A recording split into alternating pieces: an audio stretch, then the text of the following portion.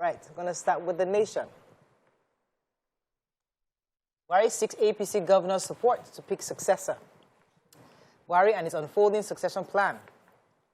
EFCC ICPC operatives to track vote buying in Ekiti polls. National Working Committee members accuse party chairman Adamu of taking unilateral decisions.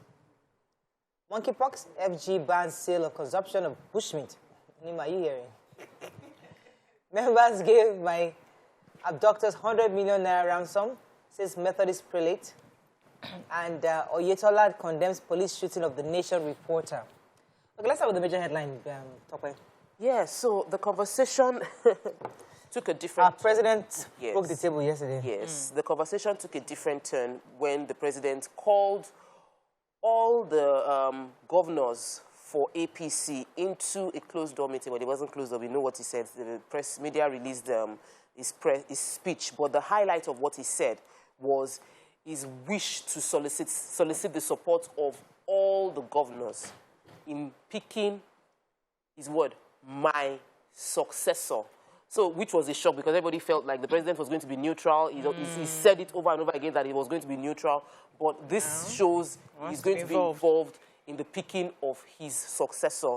He also mentioned what some term an emotional, we allowed every governor get a, every governor, similarly, second-term governors have been accorded the privilege of promoting successors that are capable of driving the vision, and first-term governors who have served credibly have been allowed to stand re-election. So he's saying, we've given you what you want, give me what I want. Now, he hasn't told us specifically, but he has said the dates. We are all waiting for who is going to stamp as interesting candidates. But it looks like we will not be having much of internal democracy towards picking APC presidential. It's quite interesting because the PDP there, you can see they bought, somebody was buying delegates, paying for delegates, so you bought to get the ticket. Or PDP or APC is now looking like, no, there's nothing democratic about that. It's not looking like they're hand-picked. For APC, it's looking like hand-picking. So it's like, so I just see like, okay, one is doing consensus, one is doing buying. We'll see how it goes. Oh, wow. Okay, Nash, you want to take a story? Yes, the train passengers, the link man between the terrorists and the families. Yeah. Well, Malam Tuku Mamu, he's the PA to Sheikh Gumi, and he has said that they have presented their terms to the government. So there is hope. If the government, I mean, they have, I think, 8 teenage children in captivity.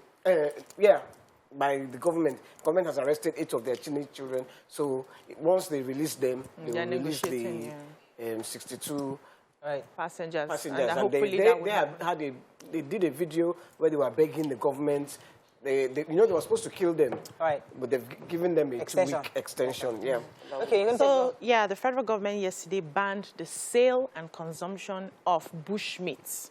According to the Minister of Agriculture and Rural Development, Dr. Mohammed Abubakar, he's urging hunters and dealers of bushmeats for now to stop the business. He said this is to prevent the spread of the monkeypox pathogen, which is the organism that causes the disease. And he's also asking Nigerians to stay away and do not contact anyone suspected to be infected with monkeypox. We already have about 21 people in Nigeria as we speak. So there was something he said, and I need to read it. He said, following the recent confirmation of monkeypox resurgence in Nigeria on May 29, 2022, involving 21 persons by the Nigerian Center for Disease Control, where he said it has led to the death of 1 person with comorbidity.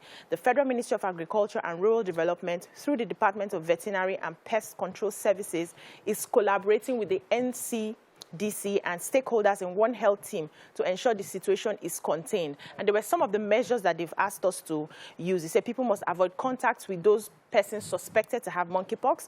Hunters and dealers should avoid doing the business right now. The transportation of wild animals and byproducts within and across the border should be suspended for now. I'm worried about that because, we still bring most of our meats all the way from the north down here.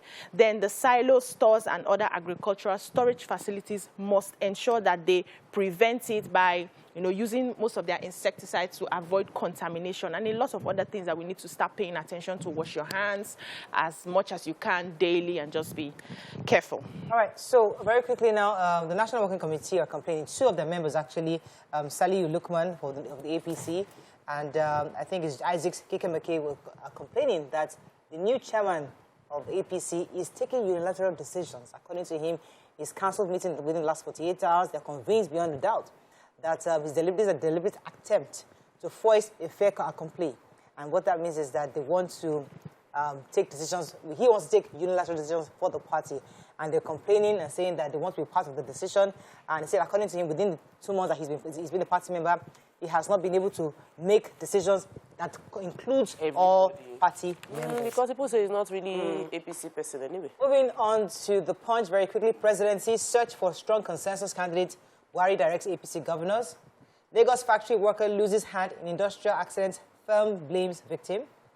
2,334 domestic violence cases in 4 months. Worrisome, says in Lagos State. Agric varsities workers set yet to receive wage arrears, says Sanu. Couple, 3 children die. Lagos police suspect generator fumes. FG sends 640 soldiers on peacekeeping duties amidst insecurity. We are helpless, abducted, train passengers' families lament. Power sometimes gobs 50% of our production costs, says manufacturers. And Lagos International Airport's runway lights collapse, pilots warn fan. So I have those 2 last stories, but I'll start with the manufacturing story because, of course, we're into business, and the Manufacturers Association of Nigeria has an agency called the Manufacturers Power Development Company, and the chairman board of directors of that organization, Ibrahim Usman, was speaking on the fact that some manufacturers spend as much as 50% of the cost of production on power. That in other lines, the cost of production, the cost of power in production is about 10%. In Nigeria, is averagely between 40 to 50%, and that is not counting the fact that it is even unstable. Then he spoke about having to go to having issues, manufacturers having issues with discos, and most manufacturers now abandoning discos because, one, they give you outrageous bills without corresponding power. Then he also mentioned how the manufacturing companies cannot be competitive if Nigeria joins the Africa Free Trade Zone, because countries like Egypt, Morocco, Ghana are not facing the same power challenges we're facing, and our prices, based on most manufacturers, are being powered by diesel and gas, and that diesel is not being subsidized. The cost is really high. There's no competition. People will continue to import. It's not helping Nigerian businesses and manufacturers.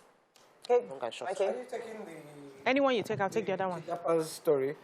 No, not yet. No, you want to take Okay, the Vanguard. Okay, let me take the firm, the Lagos. His name is Adekunle Shokumbi. He was working at Springfields Limited, and he said he used to do some work, other work, supervisory work, but then they had to shut down, cut their staff down. And so he started helping out, and then this day he was not doing anything. So they were cleaning the machine where they keep the feed, and they normally put their hands inside to clean the feed, and he put his hand. The worker didn't know. David put it on, and his hand was he cut off his hand, and he said he was screaming, and the guy didn't turn it off. He was panicking. Yeah. Oh, my Lord. And by the time he screaming, his hand was severe, and he said he fainted on his way to the hospital, or at the hospital. Anyway, he's lost his arm. Oh, gosh. And what's the insurance? The parents are asking for 40 million and a prosthetic hand. Yeah. The company is saying it's his fault. That actually, the MD said he had actually followed up, paid for his hospital bills and everything. And that apparently, wasn't his according job. to the family, the company wanted to meet with them, but someone advised them to meet at a neutral place, not their house. When he got there, the MD took off. This is a setup. Took off. So now they're at an impasse, and the poor boy is... At least the processes. All right, let's go on a quick break. When we come back, we continue with the review. Stay with us. We'll be right back.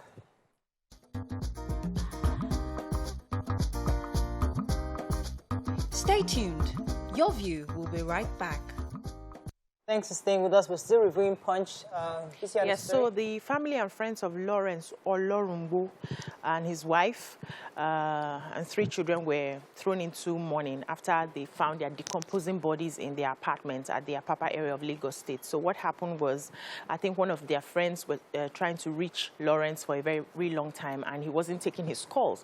And so he came over to the compound to find out what happened to him.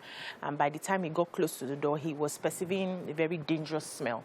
So thankfully, he went straight to the police station and made a report. And so some policemen came with him and they broke open the door only to find that the family members were all lying dead and already decomposing in the compound. So they've taken them to the mortuary. They're trying to run an autopsy to ascertain the cause of death. However, they are suspecting that it could be the generator fumes, because they said where the generator was positioned was directly, the fumes were directly going into the room. So that's what people are suspecting. But the police will carry out that investigation and will know what exactly caused the death. Right. So the Lagos State Domestic Violence and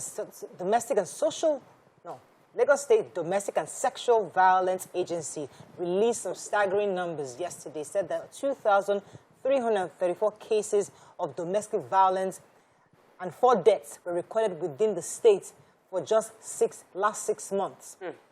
This statement was made by the spokesperson at the virtual response event, Henry Okafor. And sadly, he also added that within the last year, there have been 999 physical assaults at matrimonial homes, 19 deaths, 127 recorded cases of rape and defilement. And the government is recommending that we should have more family therapy, introduce social media engagement, and empower more women who have been violent to be able to speak out and help others to be able to curb this increasing number of domestic and sexual violence within our state. A quick story, please. The airport. So please, I wanted to know who took that story. Yes. So the approach lights, which helps and guides planes when they are about to land, shut down on Monday until 10:30 p.m. on Tuesday. It hasn't been fixed. So usually the people now, the pilots having to fly now are forced to rely on their in-craft, within the aircraft onboard system to land, as opposed to a combination of both the strobe lights, the one that will be approaching lights that will be on ground at the end of the runway, as well as the equipment within their aircraft. And it hasn't been fixed. They confirmed from inner sources that there was a bit of flicker, and then it shut down on Monday until, as of Tuesday night, it wasn't fixed. The official from the airport authority said he has no right to speak about it. They said the response to the text messages that was sent to the Public Affairs, General Manager, Public Affairs, Federal Airport Authority of Nigeria, when she was contacted, was that it is relevant to the authorities. Within 24 hours, it will be fixed, though it is dangerous, they work on it. Who is in charge of the toll gates and collect That has 300 nothing naira? to do with the airport. I know, isn't it to maintain the airport? No, it's to maintain the road.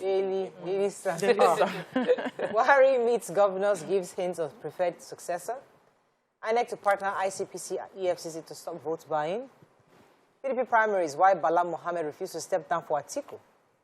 Disquiet at APC as a National Working Committee members accuse Adamu of dictatorship and sidelining them. Search for Atiku's running mates widens in Southeast. Anambra schools markets closed abruptly. And resign now, Clark tells IU PDP national chairman. Okay. Why really hints his preferred successor? Okay, do you want to go with that? Yes. So He hinted now. This was just very you know how I I don't read everything.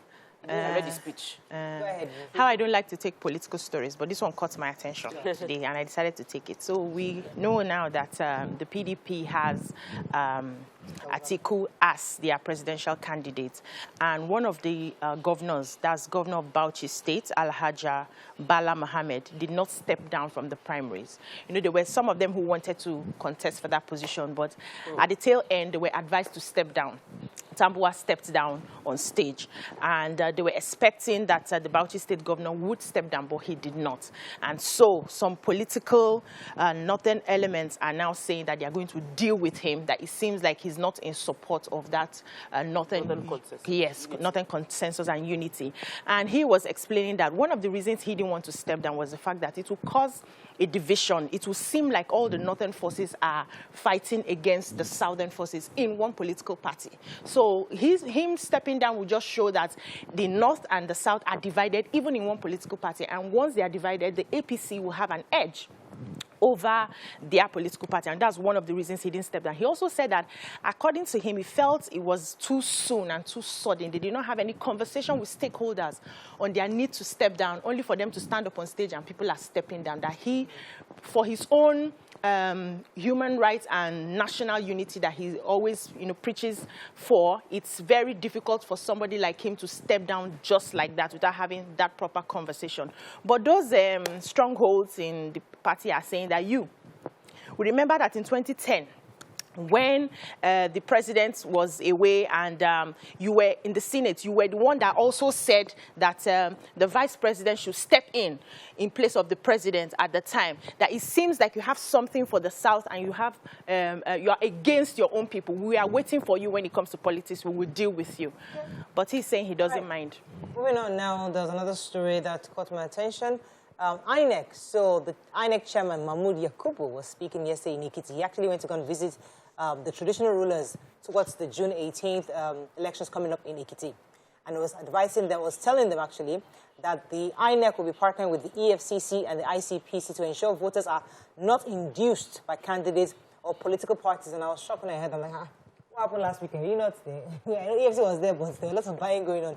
So EFC was present last weekend at the PDP convention, but yet there was quite a bit of buying going on. So I was surprised, what was he talking about? Anyway, he's assuring that the commission will ensure that there is peaceful elections in Ekiti. It's going to be free, fair, transparent, and credible, and quite peaceful. He said that out of the 989,000 voters who had been registered, only 740,000 have procured their PVCs and ready for the elections, and that they want to appeal to all the voters within Ekiti that their votes will count.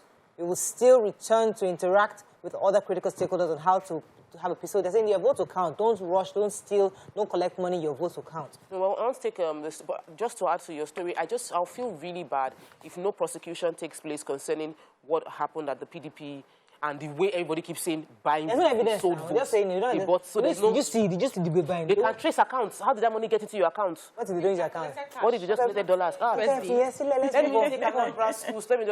like belay that I'm beefing them because I'm not collecting the money. Yes, now. So let's just move on. So some markets and schools in Onitsha shut down, especially within Awada area. And they were trying to confirm what happened. Parents rushed to the school around 12 noon to pick up their words from school, saying that they heard there were going to be attack. And the school students heard there was pandemonium outside, that it was armed robbers, it was gunshots, they were running, it was Madam Koi Koi, it was this, like everybody, the entire confusion was just based on speculation that there might be attack. The level of fear that would have gripped the hearts of people within this community, and there was no attack all through. In this particular case, the attack, however, there was an attack that happened in Ogbaru area. Ogbaru area, and the attack was by soldiers in military uniform, gunshots into a village, a community where they said there were unknown gunmen usually stay there, and they shot. But the one of the school was just based on fear of we don't want our children to get hurt, and parents came to the school. Everybody just you see, you can't blame the parents because they are living in insecurity. They're living in fear. I would my own child would not even be going to school. We're doing homeschooling by now. Southeast. Yes. Okay, moving on now to Vanguard very quickly. Buhari's sucker punch to APC governors. I'll pick my successor. APC crisis will become redundant, says NWC members. PDP presidential primaries resign now as national chairman Clark tells IU. Alleged 2.9 billion naira fraud. Ex-Imo governor Korocha secures 500 million naira bill. Bandits abduct students, travelers on burning Gwarig Road, burn vehicles. Ban, Lagos deploys 600-man anti-Okada enforcement squad. Kidnap saga, they showed me decomposed corpse when I negotiated for 10 million, Methodist prelate. That's the Okay, story. let's start with the Methodist prelate story. What happened?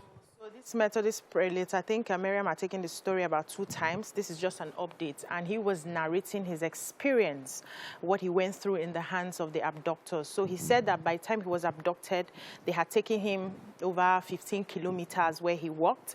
And then by the time he got there, I said, what he was even walking, even in the bush, a tree hit his eye and he was bleeding. But then the kidnappers did not even ask him about that, and they kept walking him and said they were asking for about 100 million, and they said they should share that money in 5 Ghana must go bags. They should bring it in 5 places. And so he kept calling his church members. They were trying to raise the money. Wow. And another interesting thing he said was that he noticed that they were all speaking the Fulani language, and they were confiding in him that he's very lucky he's not a politician. They are not angry with Nigerians.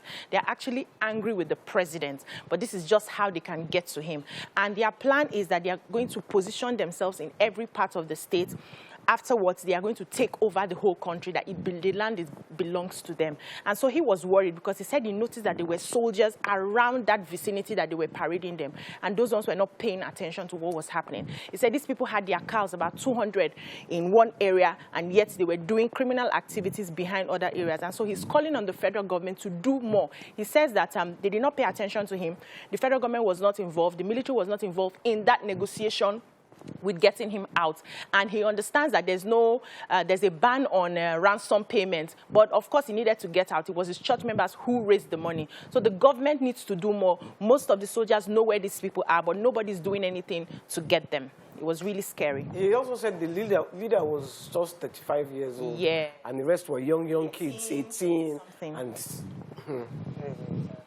Okay, we have to run right now. There was a story that caught my attention. The ex-governor of Imo State was able to get a 500 million naira bail to court, and he was able to attend his screening. His prosecutor had tried to convince the court that they had a 17-count money laundering charge against him, but his defender, or the defense lawyer, was actually able to appeal to the court to allow him that he's not going to be a flight risk.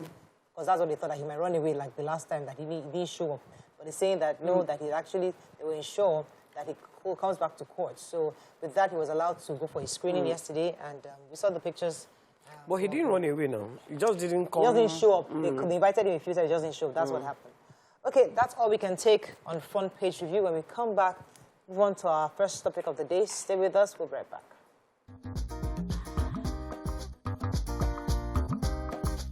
Stay tuned.